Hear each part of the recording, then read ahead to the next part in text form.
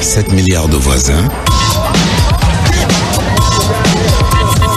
avec Emmanuel Bastide pour les voisins et les voisines. Bonjour, bienvenue, 7 milliards de voisins sur RFI. Nous enregistrons cette émission à Bruxelles à l'occasion des Journées européennes du développement pour parler de l'Europe, des migrants et du rôle des diasporas, des communautés dans les pays d'origine. Une Europe agitée en ce moment par les débats sur l'immigration économique, les demandes d'asile. Rappelons tout de même que près de 2000 migrants se sont noyés en Méditerranée depuis le début de l'année. C'est 30 fois plus que l'année dernière sur la même période. De quoi s'interroger donc à la fois sur l'immigration, sur les politiques de développement, ainsi que donc sur le rôle des communautés dans les pays de départ ou encore sur celui des diasporas dans les pays d'arrivée. Nous allons en parler avec nos invités. David Koudour de l'OCDE, bonjour. Bonjour. Vous êtes chef de l'unité migration et compétences du Centre de développement de l'OCDE.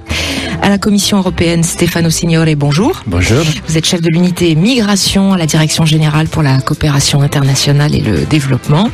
Nata Sambake, bonjour. Bonjour. Vous représentez les Sénégalais de l'extérieur puisque vous êtes administratrice du Fonds d'appui à l'investissement pour les Sénégalais de l'extérieur. Vous êtes donc de passage à Bruxelles à l'occasion également de ces journées du développement. Birwe Habmo, bonjour. Bonjour. Alors vous avez 25 ans. Vous êtes étudiant camerounais en France, à Lille. Vous êtes identifié comme un jeune leader. On peut vous lire d'ailleurs sur Mondoblog. Vous avez fondé avec d'autres étudiants migrants l'association Mi-Trajectoire pour la valorisation des droits des migrants. Mais tout de suite, je vous propose d'écouter le témoignage de Mahmoud. Il a 28 ans, il vient de Syrie. Comme près de 3 millions de Syriens, il a fui la guerre. Il vit maintenant à Stockholm depuis 1 an, car depuis septembre 2013, la Suède accorde un permis de résidence à vie à tous les Syriens qui demandent l'asile. C'est une exception en Europe et aujourd'hui, ils sont plus de 30 000 à s'être installés dans le pays. Mahmoud raconte son périple au micro d'Alice Milo et de Sébastien Ourion. J'ai pris un avion pour quitter la Syrie et aller en Turquie. Et quand je suis arrivé en Turquie, j'ai rejoint Izmir pour me rendre en Grèce. Le bateau était petit, en mauvais état, et il a coulé. On est resté dans l'eau pendant 10 heures et l'eau était vraiment glacée. Les vagues étaient immenses. Le temps était vraiment mauvais, il pleuvait, il faisait froid. C'était vraiment un jour horrible.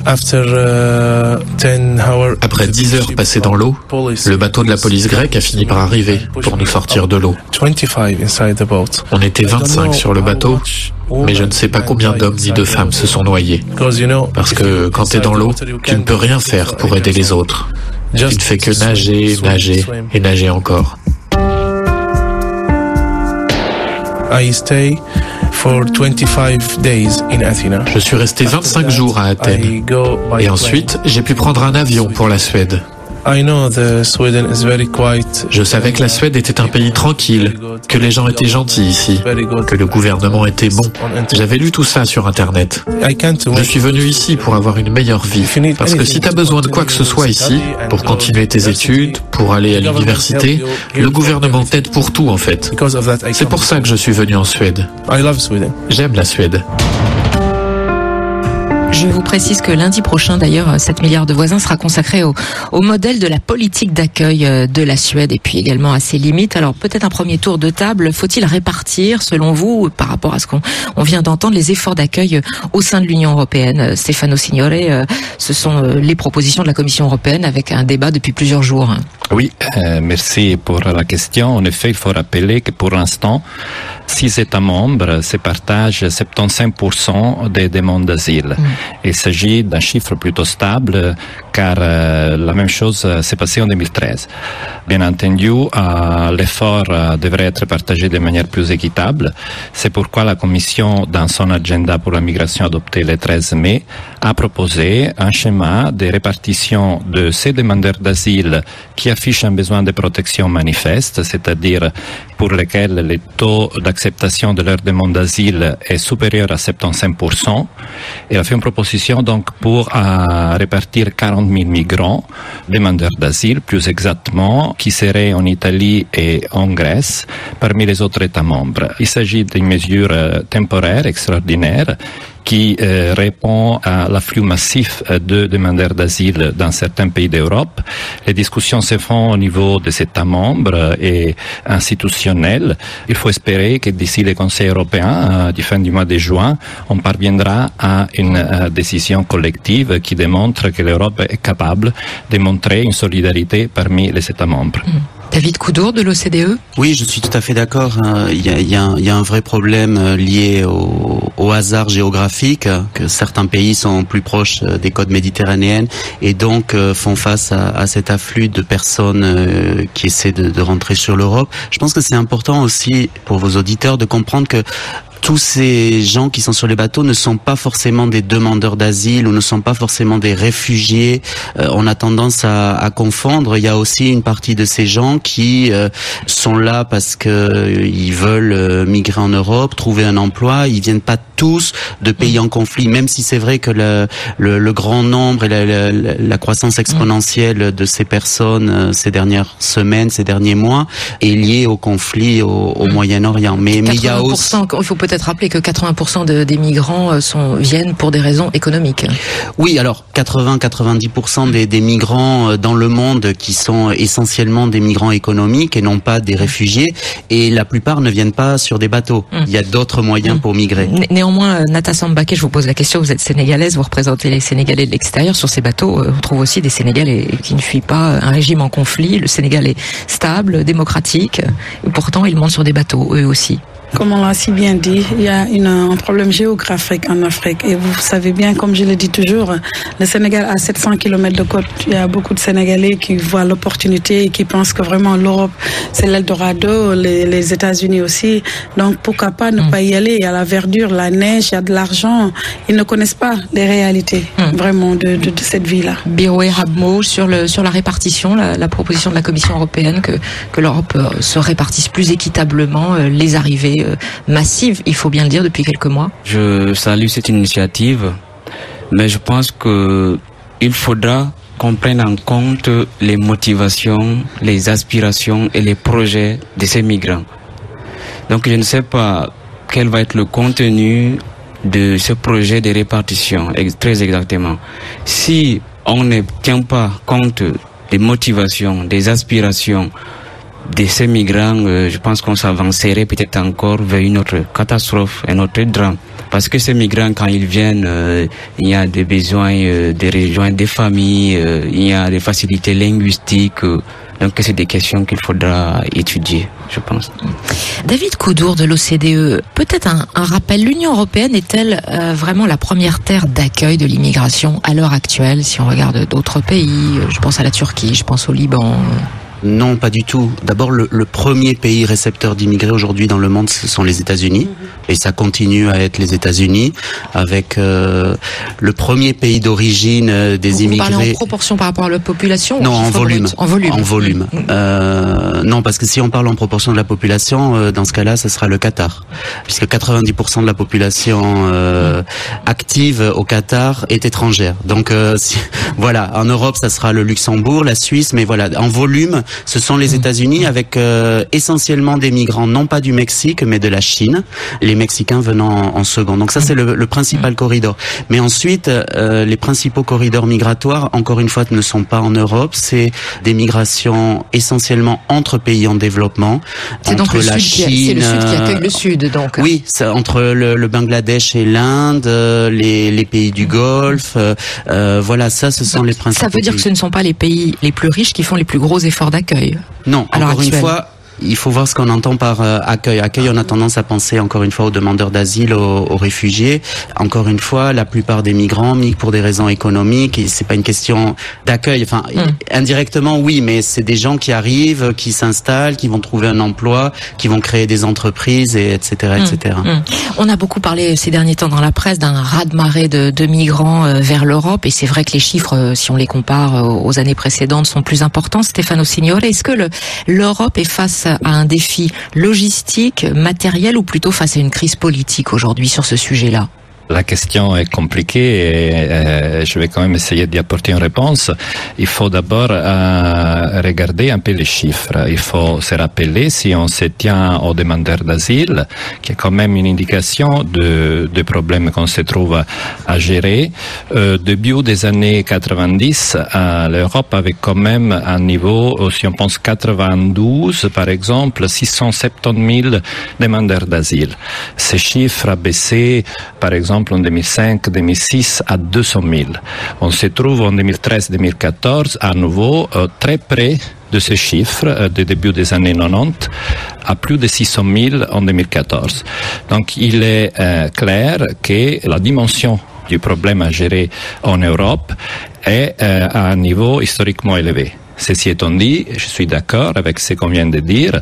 De plus en plus, les phénomènes migratoires sont des phénomènes aussi qu'on appelle sud-sud, c'est-à-dire qui concernent le sud du monde, tant au niveau des mouvements migratoires liés au travail, à l'activité économique, mais aussi pour ce qui concerne la protection.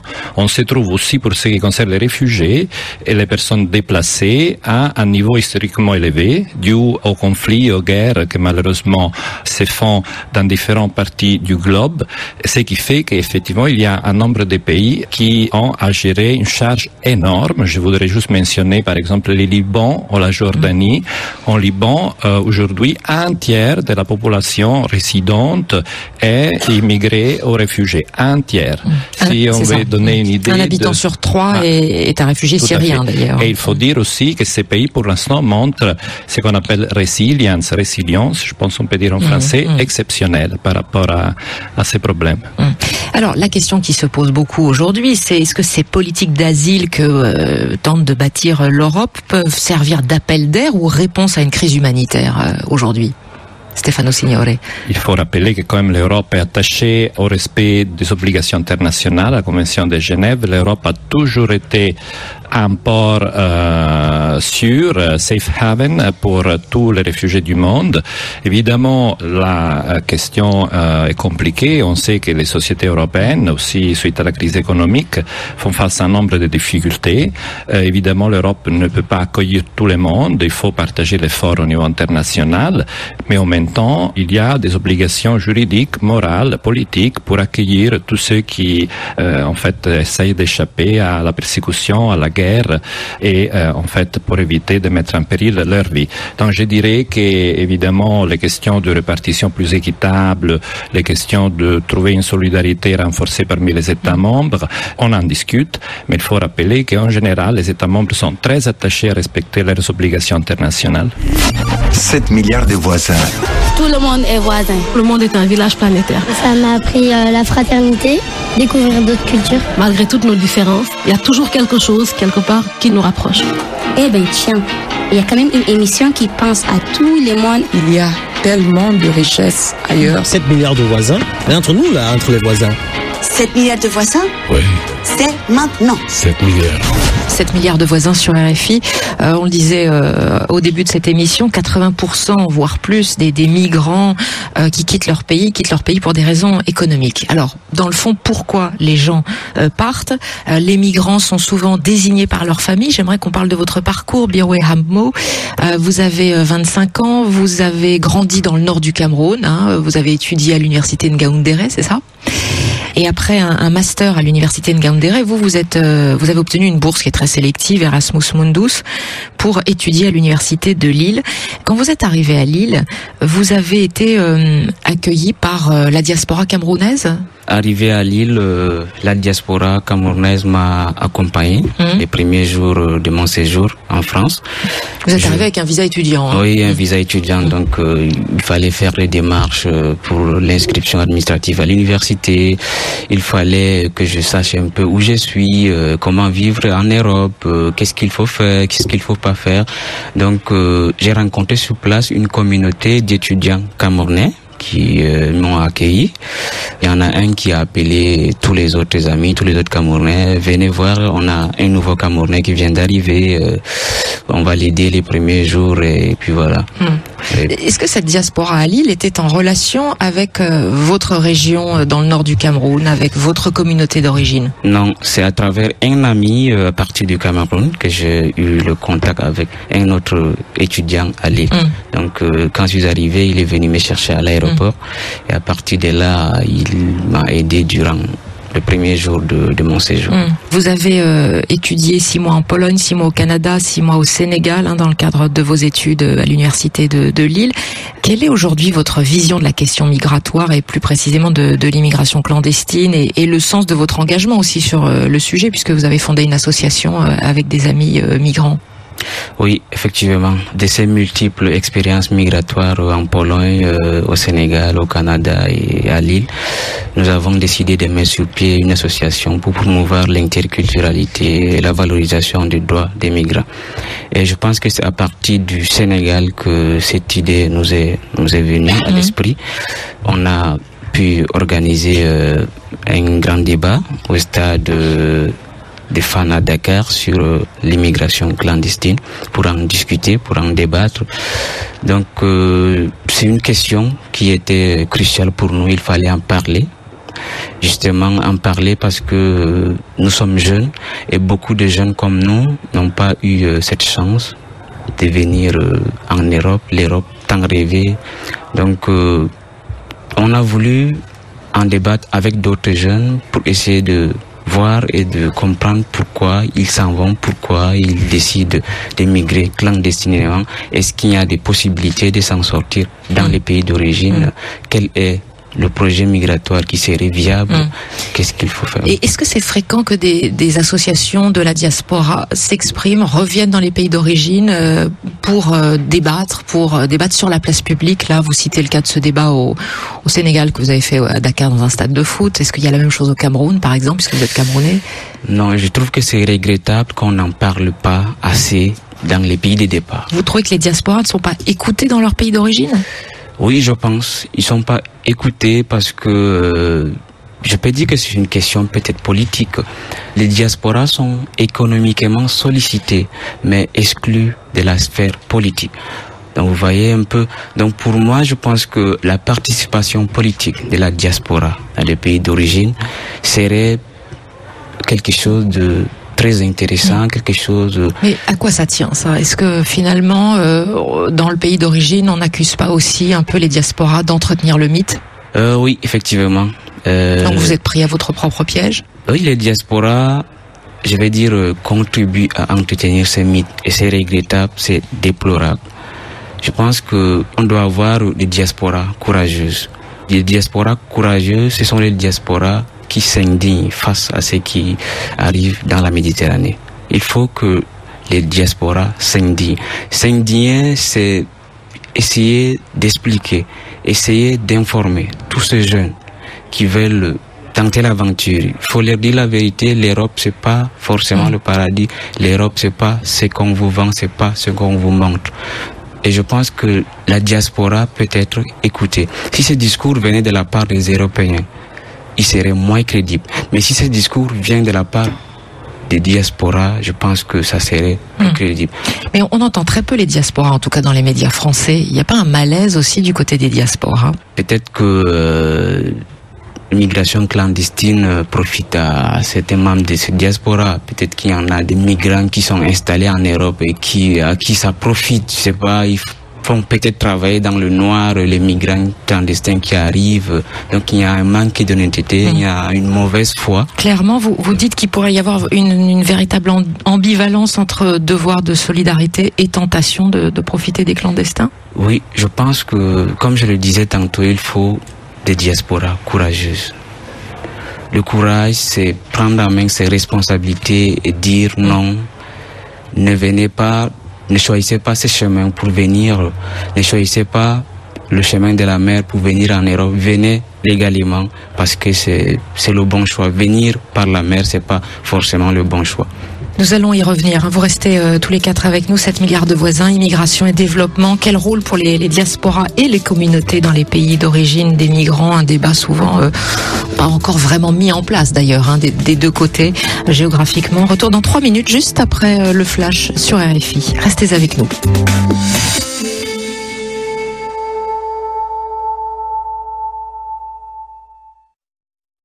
7 milliards de voisins, on est ensemble.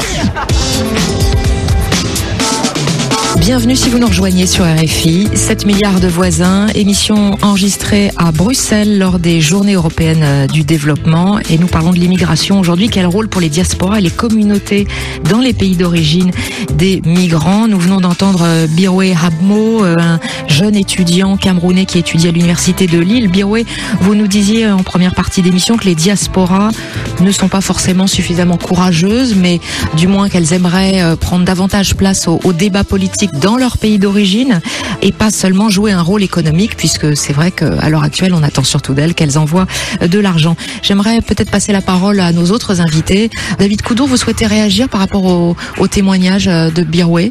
Oui, en effet. Alors évidemment, je suis pas dans la même perspective, ne faisant pas partie d'une diaspora quelconque, je peux pas me mettre à leur place. Ceci étant dit, c'est vrai que je vois que énormément de pays aujourd'hui ont des initiatives en faveur de la diaspora. Alors évidemment, il y a un accent qui est mis sur les aspects économiques. J'étais en Côte d'Ivoire il y a 3 semaines, il y avait les journées de la diaspora, il y a des Ivoiriens du monde entier qui sont venus. J'étais en Géorgie récemment, c'était la même chose. L'Arménie a énormément de projets. Beaucoup de pays en Afrique font la même chose, en Amérique latine. Évidemment, l'objectif, c'est de voir comment ces gens, surtout ceux qui réussissent, peuvent investir dans leur pays d'origine, s'ils peuvent contribuer à des projets scientifiques, à des projets économiques, évidemment. Mais en même temps, on voit que certains pays, par exemple le Sénégal, lors des dernières élections, les Sénégalais de l'extérieur ont fait énormément pression pour que le scrutin se passe de manière démocratique. Donc je pense que on peut pas généraliser, mais il y a quand même de plus en plus de pays où la diaspora est très active, pas seulement d'un point de vue économique, mais aussi politique. Sur la déconstruction du mythe dont parlait Birwe. C'est très ambigu, mais c'est humain. C'est-à-dire, vous partez, vous faites des efforts, des sacrifices. Ceux qui sont autour de vous font des sacrifices parce que souvent, ça coûte très cher de migrer. Les gens se rendent pas compte. On voit des gens sur des bateaux et encore une fois, ce n'est que la face visible du phénomène. On a l'impression que c'est des pauvres, des misérables. C'est des gens qui ont payé 5 000 euros, 8 000 euros, parfois plus, pour que toute la famille migre ou une seule personne. Donc il y a beaucoup de sacrifices financiers, humains. Et quand on est en Europe ou ailleurs, c'est difficile de dire ça marche pas, je dors dans la rue, j'ai pas d'emploi, rien ne va.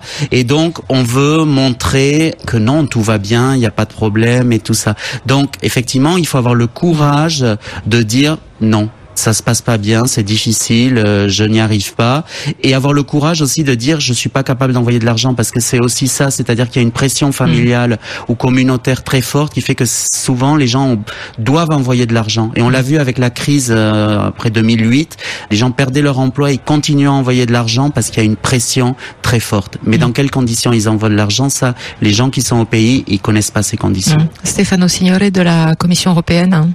Pour ce qui concerne le rôle des diasporas, ce rôle est établi et ça se joue à plusieurs niveaux, que ce soit au niveau économique, politique, culturel et social.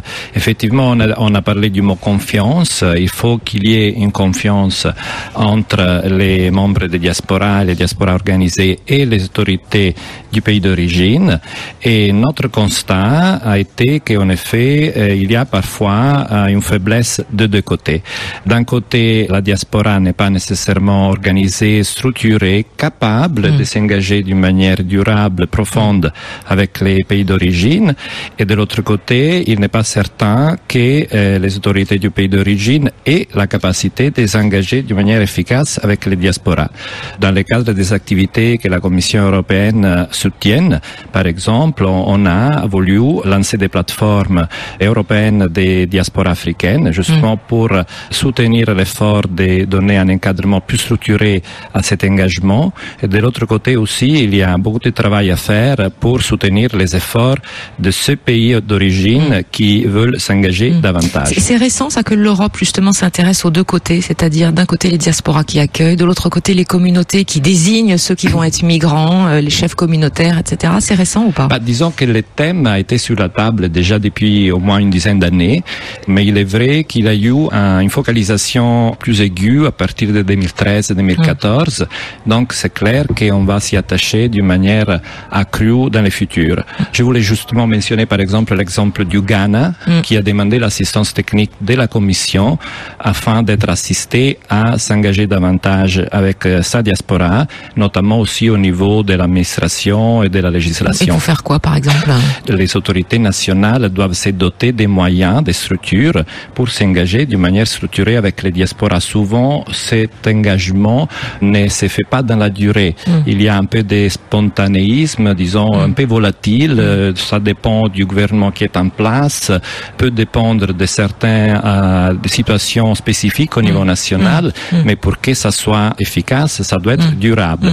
Et je voulais dire que, alors qu'évidemment il y a une responsabilité des autorités du pays d'origine, ça c'est clair, et pas seulement au niveau national, mais aussi au niveau local, il y a aussi une responsabilité des diasporas de s'engager avec les autorités du pays d'origine en intégrant leur contribution dans les politiques nationales. Parfois, on constate qu'en effet, les activités des diasporas, tout en étant absolument utiles et pertinentes, elles ne s'intègrent pas dans les efforts de développement que les pays d'origine est en train de faire. Le Sénégal, de ce point de vue-là, est un cas intéressant, Nata Sambaké, parce que le fonds d'appui que vous dirigez à l'investissement des Sénégalais de l'extérieur a été créé en 2008, donc relativement récemment. À quoi sert votre structure pour les Sénégalais de l'extérieur et le retour d'investissement au Sénégal? Je voulais juste rebondir un peu sur ce qu'a dit notre ami, que c'est pas que la diaspora n'est pas vraiment là où elles doivent être. Et en 2011, en mars 2011, il y a eu une étude de la Banque mondiale et de la Banque africaine de développement sur le phénomène migratoire de la diaspora en Afrique, et que l'Afrique et les pays d'accueil gagnaient sur les deux tableaux, et que c'était établi que une personne qui va à l'extérieur, qui acquiert de l'expérience, investit dans son pays, certes, mais aussi il y en a qui restent, il y a le brain drain, comme on dit, il y a ce phénomène-là, fuite des cerveaux. Aux États-Unis, là où j'ai étudié, j'ai vécu là-bas pendant 16 ans avant de décider de rentrer. J'ai vu qu'il y avait les dentistes, par exemple, les gens qui venaient de l'Inde, de la Chine, qui ont fait l'université, ils étaient des dentistes, étaient retenus et ont eu des green cards pour rester là-bas. Et maintenant, pour revenir à ce que le Sénégal fait, le fonds d'appui à l'investissement des Sénégalais de l'extérieur, depuis 2008, ça existe. C'était un fonds de 340 millions pendant 4 ans. Mais dès l'arrivée du président actuel, le président Macky Sall, ce fonds a quadruplé avec 3 milliards de francs CFA.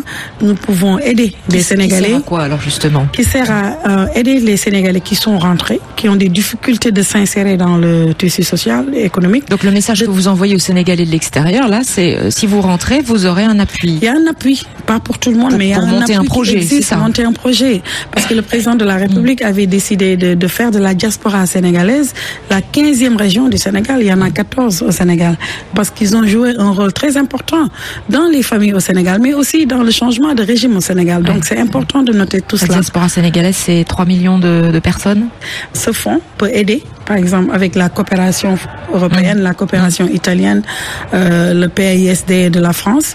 Nous sommes en train de voir comment mettre en place un système, parce que les 3 milliards que nous avons pour assister les Sénégalais dans les pays d'accueil et des femmes, c'est 20 milliards dont nous avons besoin. Donc, comme l'a si bien dit notre ami, les gouvernements n'ont pas vraiment les ressources nécessaires pour subvenir à tous les besoins des Sénégalais ou bien de la diaspora, des immigrés.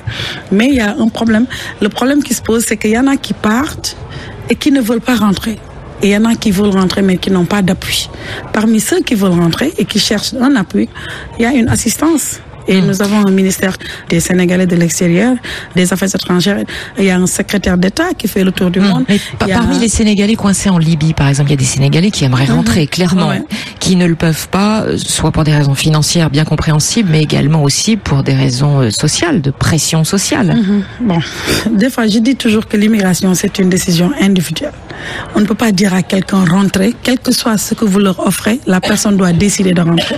Je vous donne l'exemple de la Libye. Il y en a qui sont dans des conditions très difficiles, mais qui ne veulent pas revenir au Sénégal. Le gouvernement fait des efforts, le secrétaire d'État y est allé, le directeur général des Sénégalais de l'extérieur.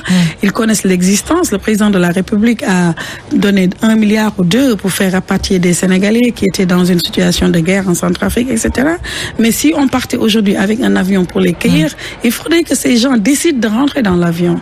Donc il y a ce problème-là. Est-ce que néanmoins il y a plus de débats au Sénégal? Vous trouvez qu'ailleurs, au début des années 2000, dans les médias au Sénégal et en France, partout on parlait de ces départs massifs de Sénégalais par les pirogues, à partir notamment de Dakar. Et puis ensuite on en a beaucoup moins entendu parler. Des associations au Sénégal se sont constituées de mamans, vous vous souvenez, pour dire aux jeunes non, ne montez pas sur les pirogues. Où est-ce qu'on en est de ça? C'est très avancé. Par exemple, je vous dis, il y a des Sénégalais qui vivaient en France et en Italie aujourd'hui qui ont des ONG au Sénégal pour aider les Sénégalais à rester, à faire quelque chose, à faire de l'emploi. Le fonds que je gère, par exemple, nous attribuons ces fonds à des Sénégalais qui voudraient créer, non seulement rentrer, mais créer de l'emploi parmi les Sénégalais de l'extérieur, ou bien utiliser l'expérience, l'expertise et l'expérience des Sénégalais de l'extérieur pour développer le Sénégal, ou dans le secteur agricole. Il y a plein de choses. Je pense que nous sommes à un état beaucoup plus avancé en ce moment. Oui, je pense que le Sénégal est un très bon exemple de sensibilisation. Il y a eu des campagnes de sensibilisation qui ont été mises en place au Sénégal pour faire comprendre aux gens les dangers de partir en pirogue ou à travers le désert et de dangers pour la vie, tout simplement. Au-delà des difficultés qu'on peut rencontrer après. Mais je pense que c'est aussi important de ne pas seulement avoir une vision misérabiliste des migrations, c'est-à-dire que on voit dans les médias les cas les plus extrêmes, on parle des difficultés, on parle des problèmes. Il faut aussi se rendre compte que la migration est une grande opportunité pour beaucoup de gens. C'est pas facile, mais c'est quand même une grande opportunité. Il y a des gens qui ont la possibilité d'étudier grâce à des bourses, de partir, d'avoir un développement personnel. On a deux exemples ici, des études en France, des études aux États-Unis. C'est pas forcément quelque chose de négatif. Birouet, justement, j'aimerais qu'on revienne à votre parcours et puis à ceux de vos compatriotes. Quand David Koudour dit c'est très clairement difficile pour quelqu'un qui arrive dans après des conditions éprouvantes, qui arrive en Europe, d'appeler et de dire mais non, en fait ça ne se passe pas bien du tout. Vous, comment vous voyez les choses par rapport à votre association et aux migrants qui arrivent? Il faut avoir le courage de dire la vérité. Ces nombreux migrants qui sont cantonnés dans les centres de rétention, que ce soit en Espagne ou en Italie, je restais convaincu que tous ces migrants font venir d'autres. Dès qu'ils ont la possibilité ou l'occasion d'avoir un téléphone ou de dialoguer avec ceux qui sont de l'autre côté, ils appellent, disent voilà, tiens, je suis déjà en Europe, je suis bien arrivé. Ça donne espoir, ces discours, ça donne espoir. Un qui appelle et qui dit je suis bien arrivé, ça déclenche le départ d'un autre. Oui, dans effectivement, la même communauté. Automatiquement. Donc je ne sais pas, ça serait peut-être, je dirais pas stupide de le dire, mais de les associer, pourquoi pas, à la lutte contre l'immigration illégale. Je ne sais pas comment, je m'interroge encore, mais je me dis qu'ils contribuent énormément à entretenir la logique de l'appel d'air, c'est ce que vous voulez dire? Oui, effectivement. David Koudour. Je voulais juste revenir sur la question du rôle positif des diasporas et dans ces logiques de migration et développement. Les diasporas n'ont pas besoin forcément d'être organisés, d'avoir des associations pour contribuer. On le voit quand il y a des problèmes d'urgence. Par exemple, le Népal, aujourd'hui, les Népalais du monde entier envoient de l'argent pour aider, sans passer forcément par des associations. Et ça, c'est pas très compliqué en même temps de faire du transfert d'argent. Là, oui, mais ça prouve là, on parle d'un vrai débat d'idées. Bien sûr, mais ça prouve quand même que les diasporas sont actives, engagées et même si elles ont quitté le pays il y a 10 ans, il y a 15 ans, il y a 20 ans, elles se sentent toujours solidaires. Au-delà de ça, on parlait de l'aide au retour. C'est vrai que ça a été une politique dans beaucoup de pays européens il y a une dizaine d'années. C'était un peu un débat tronqué parce que en fait, c'était un moyen de renvoyer les gens chez eux. Aujourd'hui, la question du retour a été prise en main par les pays d'origine en essayant d'aider. On vient de voir l'exemple du Sénégal. Mais tout le monde n'est pas obligé de revenir. Tout le monde n'a pas l'intérêt de revenir. Et malgré tout, ils peuvent contribuer au développement de leur pays. Il y a un exemple très intéressant, c'est le Togo qui a mis en place l'année dernière une politique pour faire revenir de manière temporaire les gens qualifiés qui peuvent contribuer au développement du pays. Donc ils les financent pour qu'ils viennent 3 mois, 3 semaines, quelque temps. Des ingénieurs agronomes qui vont aller dans les zones rurales pour aider à mettre en place des programmes de développement agricole. Des gens qui vont enseigner à l'université sur des aspects très spécifiques qu'il n'y a pas forcément au Togo. Donc il y a des moyens d'engager la diaspora sans que forcément on la fasse revenir. revenir. Et malgré tout, de cette manière, elle peut avoir un aspect très positif et sans qu'ils envoient de l'argent. Lorsqu'on parle des retours, il faut faire une distinction. C'est-à-dire, on parle des retours dans les contextes des migrations et développement pour ce qui concerne, par exemple, les retours temporaires. C'est qu'on vient de dire, des gens qui sont légalement dans les pays de destination, mais qui peuvent souhaiter revenir au pays d'origine de manière temporaire ou définitive. Il y a un potentiel énorme à exploiter de ce point de vue-là et effectivement, il y a aussi un besoin de soutenir ces processus de retour, ce qu'on appelle retour temporaire. Mais il faut aussi garder à l'esprit que lorsqu'on parle des retours aussi au niveau européen, il y a une législation en la matière, on se réfère au rapatriement des immigrés irréguliers qui sont donc arrivés en Europe en état irrégulier.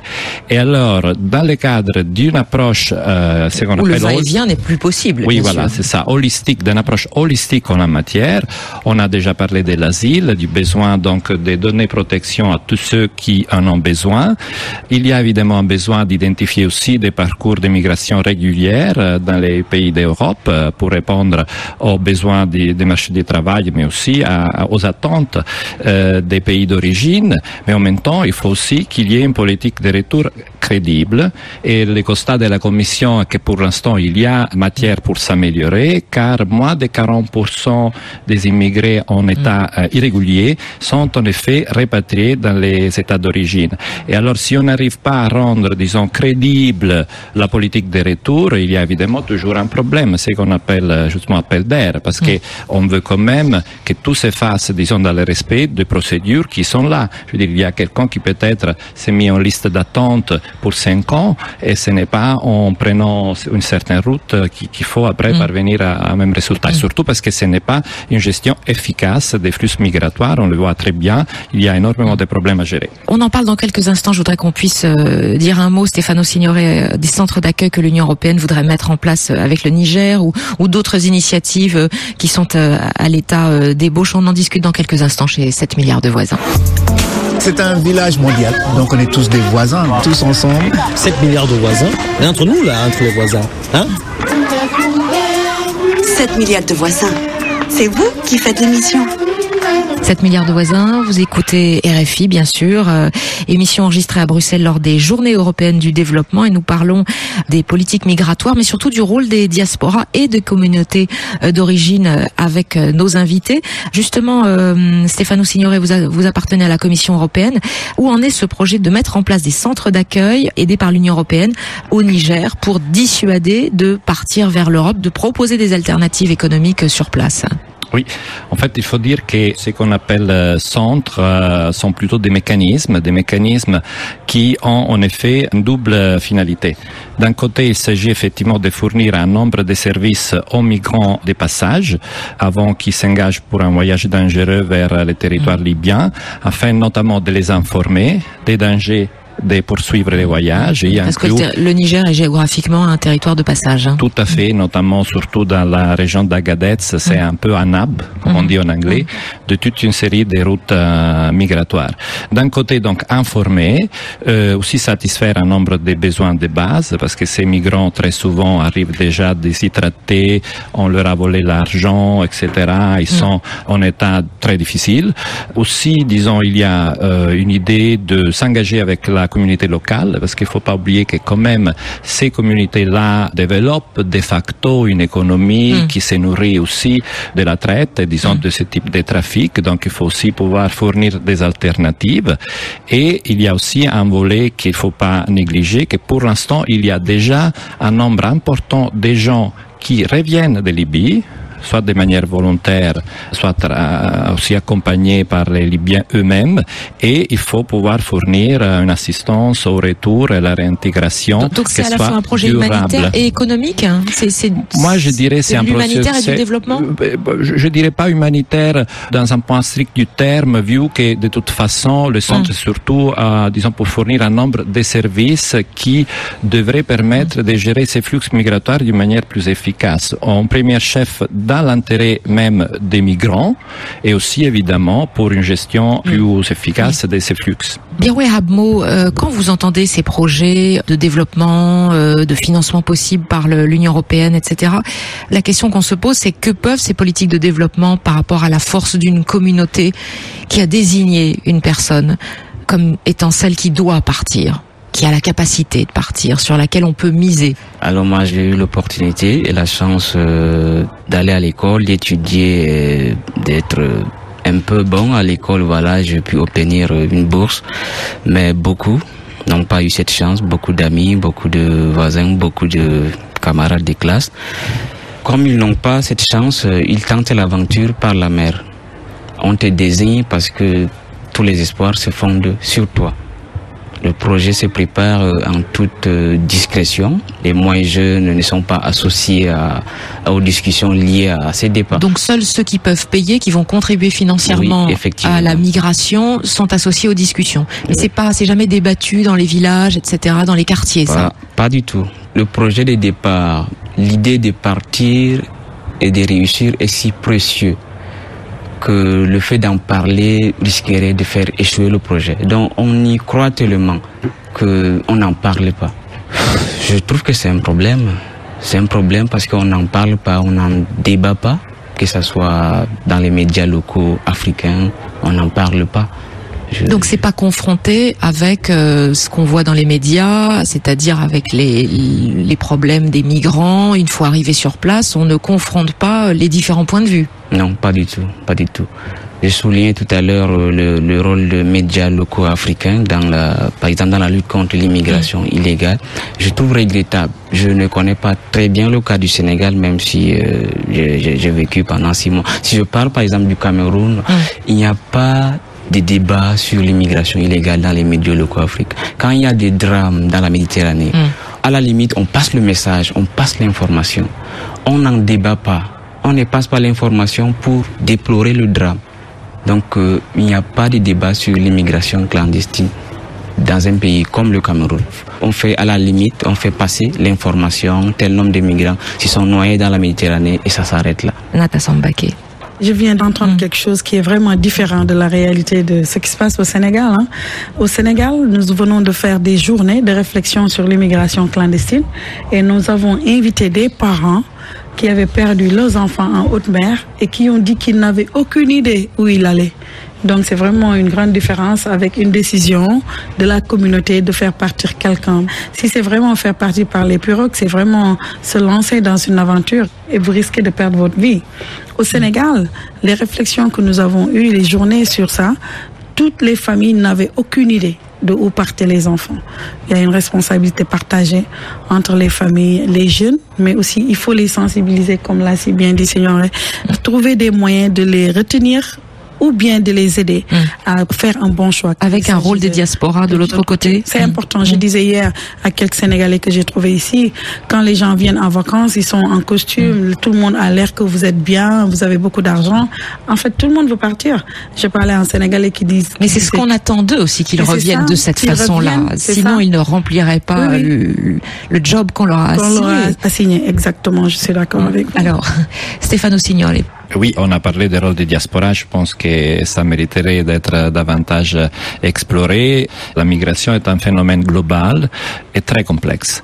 Il n'y a pas de solution miracle et de toute façon, comme on l'a dit aussi, ce n'est pas toujours un problème. Au contraire, la migration peut apporter une contribution très importante au développement, notamment des pays d'origine, mais pas seulement.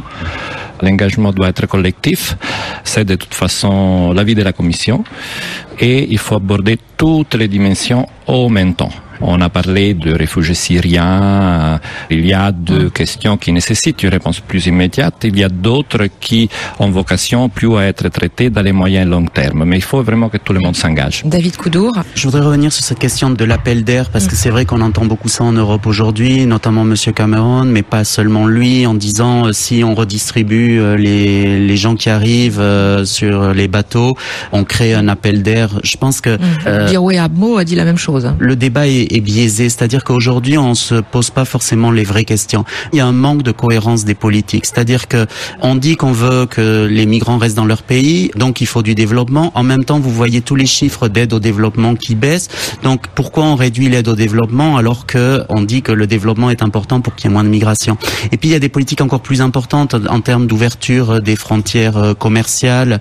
Le patriotisme économique est très à la mode. Il faut se rendre compte que le patriotisme économique, si on achète national, c'est bien pour l'emploi national, mais ça veut dire que les pays en développement ne pourront jamais se développer parce que le principal moteur de développement aujourd'hui, c'est le commerce international. Donc fermer les frontières aux produits qui viennent des pays en développement, ça veut dire que ces pays-là ne peuvent pas se développer, ça veut dire qu'il y a moins d'opportunités d'emploi et ça veut dire qu'il y a plus de gens qui migrent.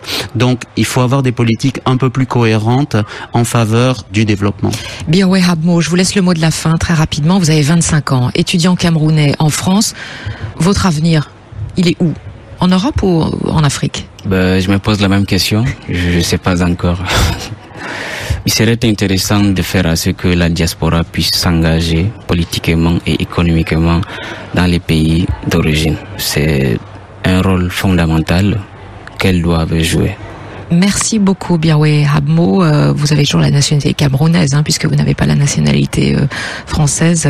Mais effectivement, pour certains de vos compatriotes, ça n'est pas évident de rester engagé au Cameroun quand ils ont perdu la nationalité camerounaise, puisqu'on peut pas avoir la double nationalité dans votre pays.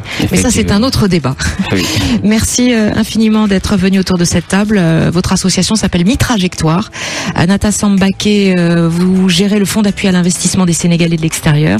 Stéphane Ossignol, vous êtes chef de l'unité migration à la Direction générale pour le développement, et David Koudour, chef de l'unité migration de l'OCDE. Merci à vous tous, merci à l'équipe à Paris, à Bruxelles, Eleanor Krenik, à Setou Samaké, Jonas Malé-Solars, Romain Dubrac, Médard Chablaoui.